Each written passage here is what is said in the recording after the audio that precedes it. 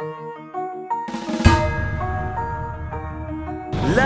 mga kaibigan at makinig kayo. Ako'y may dala-dalang balita galing sa bayan ko. Nais kong ipamahagi ang mga kwento at mga pangyayaring nagaganap sa lupang pinangako.